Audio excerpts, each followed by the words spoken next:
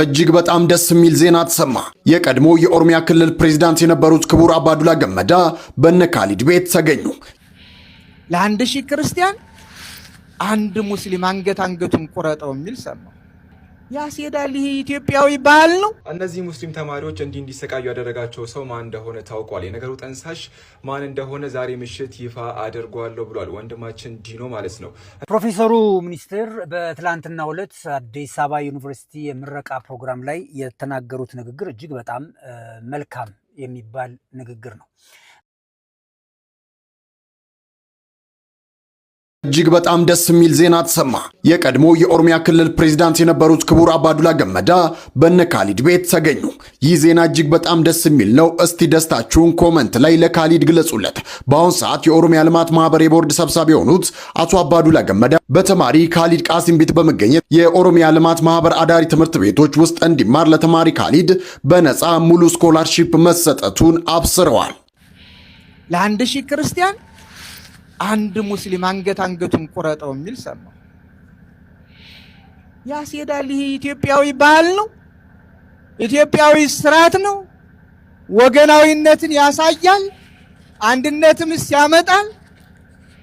ግዴላችሁም ይህ ከባይዳን የወረሳችሁትን አላስፈላጊ ኢትዮጵያዊ ባህልና ስርዓት ወገናዊ ፍቅር የተለየውን ጥላቻና ደም ማፍሰስ እርሱት እንላለን። እንደ ኢትዮጵያ ኦርቶዶክስ ተዋሕዶ ቤተክርስቲያን እርሱት።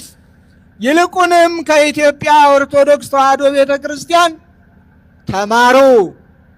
ውለታዋንም ለመመለስ ገና አልጀመራችሁም። ይልቁንም ውለታዋን መልሱ። ዓለም እናንተን ስታሳድዳችሁ፣ እናንተን መዋያ ማደሪያ ማምለኪያ ስታሳጣችሁ እጆቿን ዘርግታ የተቀበለች መርሃባ። እንደሰማችሁት እንግዲህ ያኛው አባት የተናገሩት አንድ ሰው አንድ ሙስሊም ለአንድ ሺህ ክርስቲያን ይበቃል ሲል ሰማሁት። እውነት ይሁን ውሸት አላቅም ብለዋል። እውነት ነው ሲናገር ሰምተናል ሁላችን። ይሄ የሚኮነን ሆኖ ማለት ነው። ነገሩ ግን ምላሽ ሲሰጡ የተናገረውን ሰው ብቻ ቀጥታ ሳይሆን እንዳጠቃላይ ሙስሊሞችን እባካችሁ ተው፣ እንደዚህ አይነት ከባዕድ ያመጣችሁትን አመለካከት ተው፣ ማምለኪያ መኖሪያ አጣችሁ የተቀበላቻችሁ ቤተክርስቲያናት ሁለታውን እንኳን መመለስ አቅቷችኋል እንኳን እንደዚህ ልትሉ እያሉ እንዳጠቃላይ ሙስሊሞችን አጣካ አድርገው ይናገራሉ። የተናገረው ግለሰብ እዚህ ግባ የማይባል እንኳን አይደለም ሙስሊሙን ሪፕሬዘንት ሊያደርግ ይቅርና እሱ ሙስሊም ይሁን ክርስቲያን ይሁን የምን እምነት ተከታይነቱ የማይታወቅ ሰው በአማኞች መካከል በጊዜው ላይ ባለው ችግር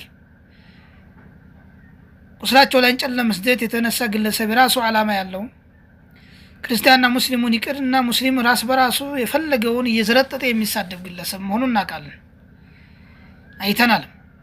ይሄ ግለሰብ በሚመጥነው ልክ ተነግሮ ሲፈልግ ይቅርታ የሚጠይቅ ዛሬ የተናገረውን ነገ የማይደግም ምንነቱን የማይታወቅ ሰው ነው። እንደዚህ አይነት ትልልቅ አባቶች ለእንደዚህ አይነት ውርጋጥ ለሆኑ ሰዎች ምላሽ መስጠት ተገቢ ነው ብለን አናምንም። ምናልባት በስራቸው ያሉ አማኝ እነሱ ምላሽ በሚሰጡት አዌር የሚያደርጉት ምንድን ነው ከተባለ እንዳጠቃላይ በጎኑ ያለው ሌላ እምነት ተከታዮቻቸው ሙሉ ሐሳብ ተደርጎ ነው የሚገነዘቡት። ነገራቶችን ከማባባስ ይልቅ ምንም መፍትሄ ያለው ብለን አናምንም። የተከበሩ አባቶች ለእንደዚህ አይነት ለወረዱ ሰዎች እየተነሱ በየመድረኩ እንደዚህ አይነት ነገራቶችን የሚያባብስ ምላሽ የሚሰጡ ከሆነ ክብራቸውን ነው ዝቅ የሚያደርጋቸው እንጂ ምንም ነገር ለኡማውም ለማህበረሰብ የሚጠቅም ነገር የለም። እነሱም አይመጥናቸውም። ይህንን ምላሽ የሚሰጡት ማን ቢናገረው ነበር የሚያምርባቸው? አንድ የሙስሊም እምነት ተወካይ እንኳን አይደለም ተቋም መሪ ይቅርና አስተማሪ ነው በሚባል ደረጃ እንኳን ቢሆን እንደዚሁም ደግሞ እንደነሱ ሌቨላቸውን የጠበቀ የተቋም መሪዎች ቢናገሩት አዎ ተገቢ ነው እንላለን። እንደዚህ አይነት ብኬድ ማለት ነው በስንት ዘመናቶች አሉ እንደፈለጉ ሚዲያ ላይ የሚቀደዱ ሐታ በእነሱ እንኳን ዲያቆናቶች ናቸው ዲያቆን ናቸው የተባሉ ሳይቀር ግንባሩን በለው ፍለጠው ቁረጠው አባረው እያሉ በየቀኑ የሚለፈልፉ ከነሱም ውግዘትም አልሰማንም። ከሙስሊሞችም ማንም አማኝ አያወግዛቸውም። የተቋም መሪዎች ትልልቅ መሻይኾችም ሆነ የመጅሊስ አመራሮች ለነዛ ሰዎች ቦታ አይሰጡም ማለት እንደዚህ አይነት ነገራቶች ቦታ የሚሰጣቸው ከሆነ ነገሩን ማባባስና ይዘቱን ከመቀየር ውጭ ለነዚህ ሰዎችም እውቅና ከመስጠት ውጭ የሚያመጣው ነገር ስለሌለ እነዚህን ሰዎች ኢግኖር አድርጎ ከማለፎች በየመድረኩ እንደዚህ በትልልቅ አባቶች ምላሽ እንዲሰጥ ማድረግ ተገቢ ነው ብለን አናምንም። ሰዎቹ ባለጌዎች ናቸው። ማህበረሰብን ለማጣላት ውጭ ሀገር የሚኖሩ ናቸው በብዛት እንደዚህ የሚቀባጠሩት። እነዚህን ማለፍ ነው በትልቅ ትልልቅ ሰዎች አይንተው እንደላየ ከማለፍ ውጭ እነሱ ላይ እንደዚህ አይነት ትኩረት ማድረጉ ተገቢ አይደለም። ከዛም አልፎ ሙስሊሙ እሱ እንደዚህ አይነት ምላሽ ሲሰጥ ራሱ እንደዚህ ነበርክ እንደዚህ ያልከው ግለሰብ ብሎ ግለሰብን በግለሰብ መስጠት በሚቻልበት ሁኔታ ምላሹ ላይ ግን ዘሆል የሆነ ነገር በቃ ሙስሊሙን በሙሉ አይነት ነገር በተለይ ውለታ አለባቸው ቤተክርስቲያን ውለታ ውላባቸዋለች ተቀበላቸዋለች ይላል። ይሄ የተሻፈፈ ታሪክ ነው። ውለታ የዋለ ቤተክርስቲያንም የለም ማንም የለም። አንድ በኢሳ ትምህርት የሚያምን መንግስት ነበር። ውለታ የዋለው እሱ ነው፣ ተቀበለ፣ አመነ። ሌላ ታሪክ የለም። ሰላም ዳገት ገረ መዲና አውራ ይባላል። የኡመራ ልጅ ነኝ። አሁን የታሰርኩት ጅዛን የሚባል 8 አመት ነው የታሰርኩትና በ2010 ሐምሌ 28 ነው የተያዝኩት። አሁን ነው የወጣሁት 2018 እና በቃችሁ ቤተሰቤን አፈላልጉልኝ። ቤተሰቤ አሁን አጠቃላይ ስልክውን የለኝም እና በቃችሁ እዚህ ማንም ሰው የለኝም። በቃችሁ እርዳታ ያስፈልገኛል።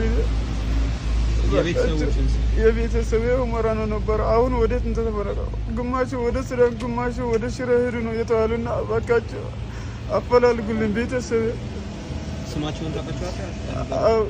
አባቴ ገረ መዲና አውራ ይባላል። እናቴ ጽማት ገረንቻል ትባላለች። እህቴ ሄለን ገረ መዲን ትባላለች። ሁለተኛ እህቴ ደግሞ አርሴማ ገረ መዲን ትባላለች። ሁለት እህት አለች። አሁን እኔ ያለሁት አዲስ አበባ ነው ያለሁት። የሚበላው የለኝም፣ ማድርበት ቦታ የለኝም፣ ልብስ የለኝም፣ ሁሉ ነገር የለኝም። እኔ ብቻዬን ነው ያለሁት። እባካችሁ ተባበሩ እባካችሁ። እነዚህ ሙስሊም ተማሪዎች እንዲሰቃዩ ያደረጋቸው ሰው ማን እንደሆነ ታውቋል። የነገሩ ጠንሳሽ ማን እንደሆነ ዛሬ ምሽት ይፋ አድርጓለሁ ብሏል ወንድማችን ዲኖ ማለት ነው። እነዚህ ሙስሊም ተማሪዎች ቅድም እንደነገርኳችሁ አብረሁት እንግዲህ 12ኛ ክፍል ፈተና ኢንትራንስ ኤግዛም ለመውሰድ ተመድበው ነበር። እዛ በደረሱበት ወቅትም ደግሞ ኒቃባችሁን ካላወለቃችሁ አትገቡም ተብለው አንድ ፈተና አመልጧቸው ኋላ ላይም ከመጅሊስ የመጡ ወንድሞች እንዲሁም ደግሞ ወይዘሮ ሉዲ አዲስ አበባ ሰላምና ጸጥታ ኃላፊ የሆነችው እሷን ጨምሮ ባደረጉት ርብርብ ተማሪዎቹ ማስካቸውን አድርገው ኒቃባቸውን በዚህ መልኩ ጥለው እንዲገቡ ተደርጓል። ይህ ክብር አይደለም። በእርግጥ ለጊዜያዊ መፍትሄ ነው። ነገር ግን ይህን ነገር ያደረገው ሰው ማን እንደሆነ ታውቋል። ለእነዚህ ኒቃቢስ ሙስሊም ተማሪዎች እንደዚህ መንገላታት ተጠያቂ የሆነ ሰው ይፋ ሲደረግ እኔም የማሳውቃችሁ ይሆናል። ነገር ግን ፌዴራል መጅሊሱ እስከ መቼ ድረስ እነዚህ ሙስሊም ተማሪዎች በተለያየ ክፍል ደረጃ ላይ ያሉት በዩኒቨርሲቲም በ12ኛ ሌቭልም በ10ም በተለያየ ክፍል ደረጃ ላይ ያሉ ተማሪዎች ፈተና ወቅት ሲደርስ በሚንገላቱት መንገላታት እንዲሁም ደግሞ በዓላት ሲደርሱ ነገሮች እየተፈጠሩ ሁልጊዜም ለሚነሱ ኢሹዎች ፌዴራል መጅሊሱ እስከ መቼ ድረስ እየሄደ ይለምናል? እስከ መቼ ድረስ ጊዜያዊ ሰዓት የማጥፋት መፍትሄዎችን እያቀረበ ይቆያል የሚለው ትልቁ ጥያቄ። ስለሆነም ፌዴራል መጅሊሱ ዘላቂና ቋሚ መፍትሄ የሚፈልግበትን መንገድ ቢያስብና እስከ ጥግ ድረስ ቢሄድ እጅግ በጣም አዋጭ ነው ብዬ አስባለሁ። ሁላችንም የሆነ ነገር በተፈጠረ ቁጥር እዚህ ሚዲያ ላይ እየመጣን እንደዚህ ቦታ ላይ እንደዚህ ተከለከለ፣ እዚህ ቦታ ላይ እንደዚህ ተባለ፣ በባለ ወቅት እንደዚህ ነገር ታዘዘ ምናምን የሚል ነገሮችን እያወራን እያነባን እስከ መቼ እንዘልቃለን የሚል ነገር በጣም የሚያስጠላ ነገር ስለሆነ ፌዴራል መጅሊስ እስከ ጥግ ድረስ ሄዶ ለዚህ ነገር ቋሚ መፍትሄ ሊያበጅለት ይገባል ለማለት ያክል ነው። ቪዲዮን በደንብ ላይክ፣ ሼር፣ ፖስት አድርጉት። ፕሮፌሰሩ ሚኒስትር በትላንትናው ዕለት አዲስ አበባ ዩኒቨርሲቲ የምረቃ ፕሮግራም ላይ የተናገሩት ንግግር እጅግ በጣም መልካም የሚባል ንግግር ነው። በንግግራቸው የጠቀሷቸውን ነገሮች በዋነኝነት ትኩረት ያደረጉት የትምህርት ጥራት ጉድለት ሀገርን እንደሚያፈርስ ትኩረት አድርገው አስምረውበት ተናግረዋል። የትምህርት ጥራት ጉድለት ከግብረ ገብ ማነስ ጋር ሲዳመር የሚያመጣውን ፋላሲ በደንብ አድርገው ተንትነው ተናግረውታል። ይሄ የትምህርት ጥራት ጉድለት በዩኒቨርሲቲዎች ውስጥ ስለመኖሩ ግን ምንም ያሉት ነገር የለም። ይሄ የግብረ ገብ ማነስ በዩኒቨርሲቲዎቻችን ውስጥ ጎልቶ የሚታይ አርሏዊነት የተሞላበት አንዱን ሃይማኖት ጥሎ ሌላውን ሃይማኖት አንጠልጥሎ ለመሄድ የሚሞክር ስለመሆኑ ግን ያሉት ነገር የለም። ይሄንን የሚያመጣው የትምህርት ጥራት ጉድለት ነው። አንድም ይሄ ዘረኝነትን፣ ጎጠኝነትን፣ የአንድ ጎሳ አገልጋይነትን የሚያመጣው የትምህርት ጥራት ጉድለት ወይም ደግሞ ትምህርት ጥራት በሌለበት አካባቢ የተማሩ ሰዎች የሚያመጡት ነገር ስለመሆኑ ተንተን አድርገው መናገር ይኖርባቸዋል ብዬ የጠበቁ ነበር። በዚህ ጉዳይ ላይ ያሉት ነገር የለም። ዩኒቨርሲቲዎች በትላንትናው ዕለት እንኳን ሙስሊም ተማሪዎችን ከአዲስ አበባ ዩኒቨርሲቲ የታሰሩ እንዳሉ በኋላ ላይ የምረቃ ፕሮግራሙ ሊያልቅ አካባቢ እንደተፈቱ ምንድነው ይሄ የሆነ ያለው? የሚፈልጉትን መልእክት ማንኛውም ሰው በመመረቂያ መጽሔታቸው ላይ ይጽፋሉ። ያንን ጽሁፍ ታሳቢ በማድረግ ማግለል፣ ማሰር እንደታየ እያየን ነው። አሁን ደግሞ አምቦ ላይ አንዲት ሰለምቴ እህታችን በማዕረግ ተመርቃ ነበረ። ነገር ግን ይህች ልጅ ወደ መድረክ እንዳትወጣ የተደረገው የትምህርት ጥራት ጉድለት ያለበት ዩኒቨርሲቲ መሆኑን አያሳይም ወይ? ክቡር ሚኒስቴር ይሄን ነገር እንዴት ነው እያዩት ያለው? የሰዎችን የመልበስ ነፃነት፣ የሚፈልጉትን ልብስ ለብሰው የመማር ነፃነትን የሚነፍግ የትምህርት ተቋም ያውም ከፍተኛ የትምህርት ተቋም የትምህርት ጥራት አለው ብለው ያምናሉ ወይ የሚለውን ነገር መነሳት መጠየቅ ያለበት ጉዳይ ነው። ሂጃብ ከመከልከል ኒቃም ከመከልከል ባሻገር ሙስሊሞች በነጥብ ከፍለው ሲመጡ እንኳን እንዳይታዩ የማገዱ ስራ ስህተት ወይስ ሆን ተብሎ የሚሰራ?